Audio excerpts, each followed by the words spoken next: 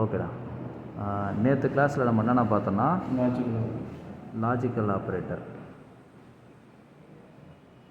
ஓகேவா? லாஜிக்கல் ஆப்ரேட்டர்னால் என்னென்னு பார்த்தோமா? லாஜிக்கல் ஆப்ரேட்டர் எதுக்காக யூஸ் பண்ணுறோம்? ஏதோ ஒரு லாஜிக்கல் ஆப்ரேஷன் பண்ணணுன்றதுக்காக யூஸ் பண்ணுறோம். ஓகேவா? ஸோ லாஜிக்கல் ஆப்ரேஷன் பண்ணுறதுக்கு என்னென்ன ஆப்ரேட்டர் நம்ம யூஸ் பண்ணோம்? And operator, R operator, not operator. இது எப்படி யூஸ் ஆகும், அது எப்படி லாஜிக்கலாக எப்படி வேலை செய்யுது எல்லாமே நம்ம பார்த்தோம். கரெக்டாக? ஸோ அதே மாதிரி இந்த லாஜிக்கல் ஆப்ரேட்டர் நம்மளுக்கு என்ன ரிட்டர்ன் பண்ணோம்? ட்ரூத்தி ஆர் ஃபால்சி வேல்யூ தான் ரிட்டர்ன் பண்ணோம். இது நம்மளுக்கு நல்லா தெரியும். ஓகே, இப்போ நான் ஏன் இதை சொல்கிறேன் அப்படின்னா, இந்த லாஜிக்கல் ஆப்ரேட்டர் தான் வந்து நம்மளோட கண்டிஷனல் ஸ்டேட்மெண்ட்டுக்கு பேசிக்கான ஒரு விஷயம். ஓகேவா? ஸோ கண்டிஷனல் ஸ்டேட்மெண்ட்ஸ்னால் என்னென்னு பார்த்துருவோம்.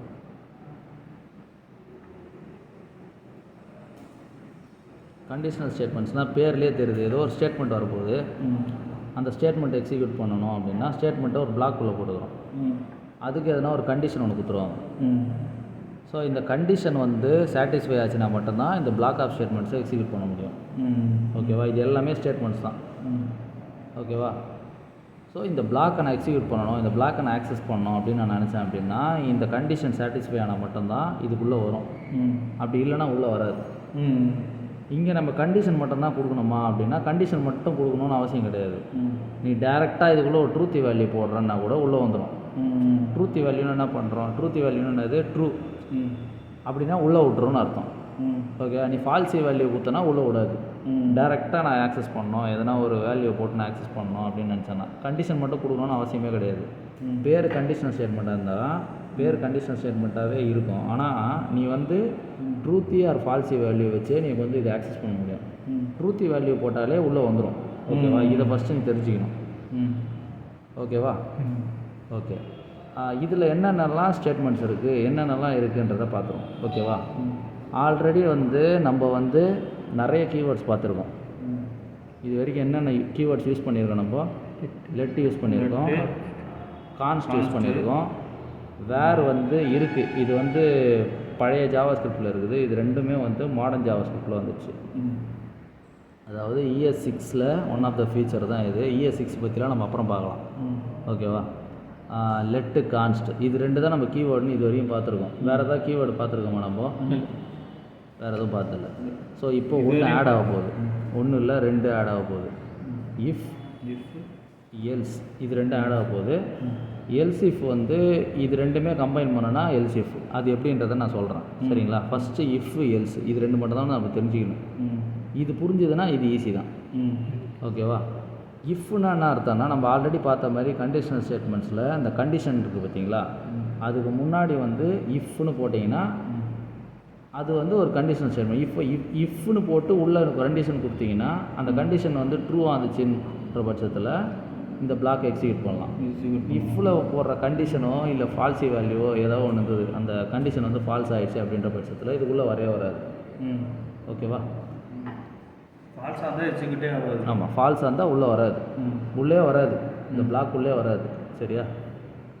ஓகே, ஸோ இது இது இது இது ஒரு எக்ஸாம்பிள் வச்சு பார்க்கலாமா? ஓகே, இப்போது நான் என்ன பண்ணுறேன், லெட்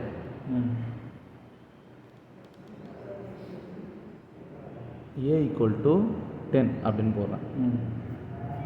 நான் என்ன பண்ணுறேன், இஃப் A > 5 அப்படின்னு போடுறேன். ஓகேவா? இந்த பிளாக் ஓப்பன் பண்ணுறேன். இந்த பிளாக்குள்ளே வருமா வராதா அது மட்டும் தான் நம்மளுக்கு தெரியணும். இப்போது ஆல்ரெடி நம்ம வந்து இதை பார்த்தாச்சு. இதுனா இது ரிலேஷனல் ஆப்ரேட்டர், > ரிலேஷனல் ஆப்ரேட்டர், இது நல்லா தெரியும். ரிலேஷனல் ஆப்ரேட்டர் என்ன ரிட்டர்ன் பண்ணோம்? ட்ரூ ஆர் ஃபால்ஸ் தான் ரிட்டர்ன் பண்ணோம். அப்போ ஏல என்ன இருக்குது? 10 இருக்குது. 10 > 5 தானே? அப்போ இதுக்குள்ளே வரும். இது புரியுதுல்ல? ஓகே, இப்போது நான் என்ன பண்ணுறேன், இங்கே 15ன்னு மாற்றுறேன். ஓகேவா? இப்போ உள்ளே வருமா? உள்ளே வராது. அப்போது நான் என்ன பண்ணோம் அப்படின்னா எல்ஸ்ன்னு ஒரு பார்ட் போட்டுக்கலாம். எல்ஸ் அப்படின்னா என்ன அர்த்தம்னா இதுக்குள்ளே போகலையா, எல்ஸ்னா வேறு வழியே இல்லைன்னா வேறு எதுலையா, அதாவது இதுக்குள்ளே வந்துரு அப்படின்ற மாதிரி. இப்போ நான் கண்டிஷன் போடுறேன். கண்டிஷன் வந்து ட்ரூ ஆச்சுன்னா இதுக்குள்ளே மட்டும்தான் போகும், எல்ஸ் பார்ட்டே தொடாது, இந்த பார்ட்டுக்கே வராது. ஓகேவா? இது ஒரு பார்ட், இது ஒரு பார்ட். ஓகேவா? இந்த பார்ட்டுக்குள்ளே போச்சுன்னா இந்த பார்ட்டுக்குள்ளே வராது. ஓகேவா? இந்த பார்ட்டுக்குள்ளே போகலன்னா அடுத்து உள்ள எல்ஸ் பார்ட்டுக்குள்ளே உள்ளே வரும். ஓகேவா? அப்போது இப்போ 15 என்ன அர்த்தம்?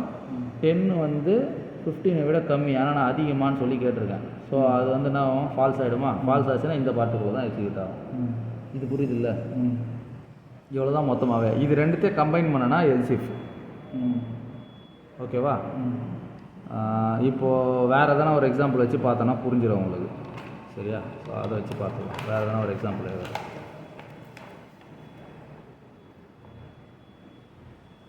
இப்போது அதே எக்ஸாம்பிள் எடுத்துக்கலாம். a = 10. ஓகேவா? இப்போ என்ன பண்ணுறேன்,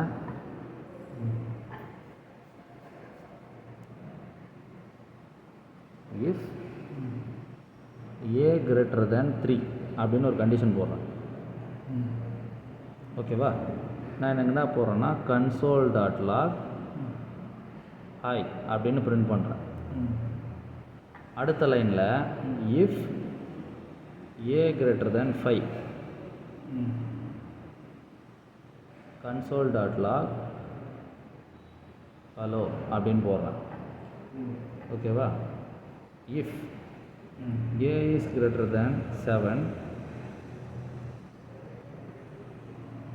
console.log welcome அப்படின்னு போடுறேன். ஓகேவா? எல்ஸ்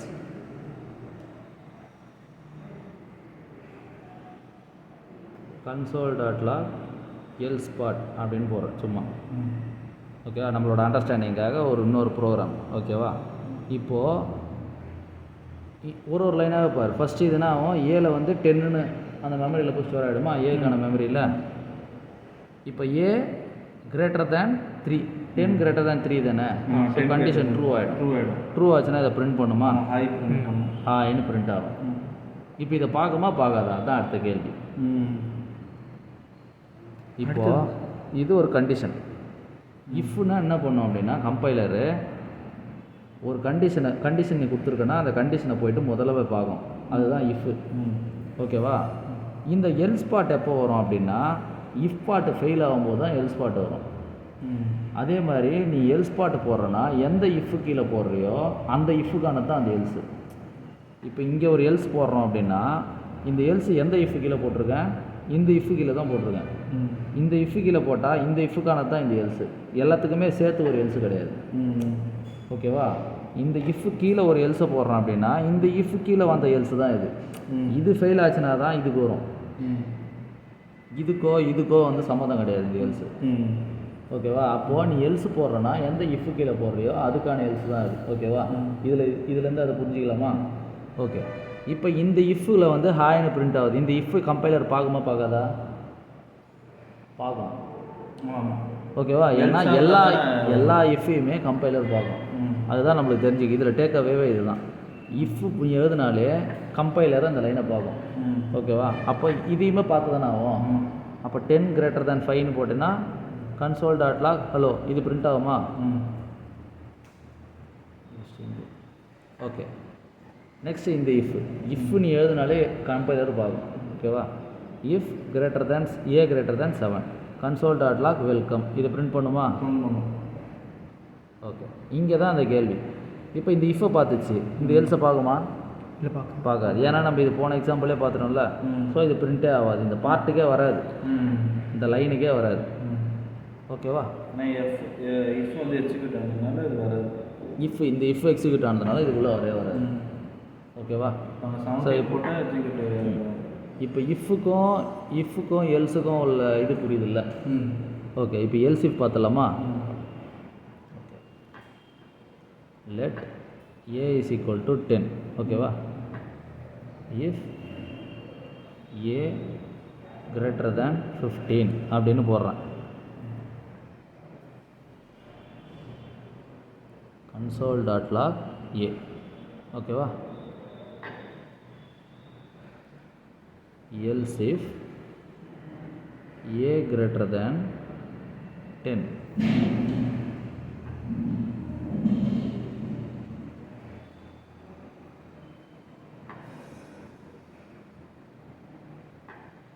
ஓகேவா?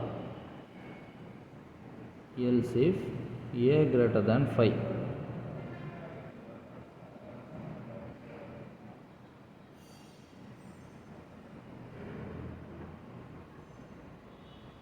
else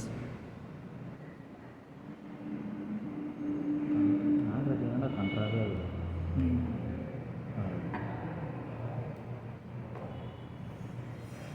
ஓகே சொல்கிறேன். சரி, இப்போ என்னதுன்னா ஏ கிரேட்டர் தேன் 15. இப்போ இதில் பார்த்தோன்னா ஃபஸ்ட்டு இஃப் வந்து கம்பைலர் பார்க்கணும் கரெக்டாக. ஸோ இந்த லைன் வருது, இந்த லைனில் வந்து ஏ கிரேட்டர் தேன் 15னு போட்டிருக்கேன். இது ட்ரூவா ஃபால்ஸா? ஃபால்ஸு. ஸோ ஃபால்ஸ்னால் இந்த பார்ட் எக்ஸிக்யூட் ஆகுது கரெக்டாக. எல்ஸ் பார்ட்டுக்கு வருமா? எல்ஸையும் இஃப்பையும் கம்பைன் பண்ணுறது தான் எல்ஸ் இஃப் ஆக்சுவலாக. ஓகேவா? நீ எல்ஸ் இஃப் போட்டனா நீ கண்டிஷன் போட்டு தான் ஆகணும். எல்ஸுக்கு கண்டிஷன் போட வேணாம். எல்ஸுனால் இது கடைசியாக இப்போது ஒரு கடைக்கு போகிறோம், அந்த கடைக்கு வந்து நீ பூரி சாப்பிட்ணுன்னு போகிற, சரியா? எனக்கு பூரி இருக்கான்னு சொல்லி கேட்குற கடைக்காரங்கிட்ட. அவன் என்ன சொல்லுவான்? பூரி இருக்குன்னா இருக்குன்னு சொல்லுவான். பூரியை வாங்கிட்டு வந்துடுவேன், அவ்வளோதானே நீ பண்ணுவ, வேறு எதாவது பண்ணுவியா? அந்த கடைக்கு போனால் வேறு எதுவும் நம்ம பண்ண மாட்டோம். இப்போ பூரி இருக்கான்னு கேட்குற, ஓகேவா? கடைக்காரன் என்ன சொல்கிறான்? இல்லைன்னு சொல்கிறான். ஓகே, பரோட்டா இருக்கா அப்படின்னு கேட்குற, கரெக்டாக. அடுத்த கொஸ்டின் நீ கேட்குற அவங்ககிட்ட, இல்லை அடுத்த கண்டிஷன் அவங்ககிட்ட கேட்குற, இது இருக்கா இல்லையான்றது. ஓகேவா? அப்போ அவனா சொல்லுவான் பரோட்டா இல்லைன்னுவான். அடுத்தது என்ன பண்ண, தோசை இருக்கா அப்படின்னு கேட்பேன். அப்போ அவனா சொல்லுவான் தோசை இருக்கோ இல்லையோ அதை சொல்லுவான். சரி, ஃபைனலாக அவன் எதுவுமே இல்லைன்னு சொன்ன உடனே சரி என்ன தான் இருக்கோ அதை கொடு அப்படின்னு ஒன்று வாங்கிட்டு வர பற்றியா, அதுதான் எல்ஸு. அவன் என்ன வேணால் கொடுக்கலாம், பிரிஞ்சு கொடுக்கலாம், கரெக்டாக. அவன் என்ன வேணால் கொடுக்கலாம், அவன் எதை கொடுக்குறியோ அவன் என்ன கொடுக்குறானோ நீ வாங்கி வந்துடுவான், அவ்வளோதான். அதுதான் எல்ஸு. ஓகே இல்லை, இது புரியுதா? அவ்வளோதான். நெக்ஸ்ட்டு வேறு ஏதாவது இதில் எக்ஸாம்பிள் எதனா சொல்லணும் உங்களுக்கு? அவ்வளோதான். ஓகே, இப்போ எல்ஸ் இஃப்னா ஒரு கண்டிஷன் நீ கேட்டு தான் ஆகும். அதுக்காக தான் இதை நான் சொன்னேன் இப்போ. ஓகேவா? எல்ஸ் இஃப்னா அடுத்து நீ இஃப் தான், இது இல்லைன்னா அடுத்து ஒன்று கேட்குற பற்றி, அதனால தான் அதுக்கு பேர் எல்ஸ் இஃப். ஓகேவா? சரி, அப்போது இது ஃபெயில் ஆகிடுச்சு. அடுத்தது இது என்னது? Else if A greater than 10ன்னு போடுறேன். ஏ கிரேட்டர் தேன் 10 இது கிடையாது, ஏன்னா ஏ is greater than ஈக்குவல்ட்டுனா okay. A greater than போட்டிருக்குல்ல, அப்போ இதுக்குள்ளேயும் போகாது கரெக்டாக. இப்போ இதுக்குள்ளேயும் போகாது, இதுக்குள்ளேயும் போகாது. Next else if A greater தேன் 5. இது போகுமா? அப்போ வெல்கம்னு பிரிண்ட் ஆகுமா? இதுக்குள்ளே வருமா? வராது. ஏன்னா கடைசியாக எனக்கு தோசை ஓகேன்னு வாங்கிட்டு வந்துடுவேன், அவ்வளோதான். அடுத்தது என்ன இருக்கோ அவன் கொடுக்கறதுக்கு நீ வாங்க மாட்டேன், கரெக்டாக. அதுதான் அது, அவ்வளோதான் மொத்தமாகவே. ஓகேவா? ஏதாவது டவுட்னா கமெண்ட்டில் கேளு.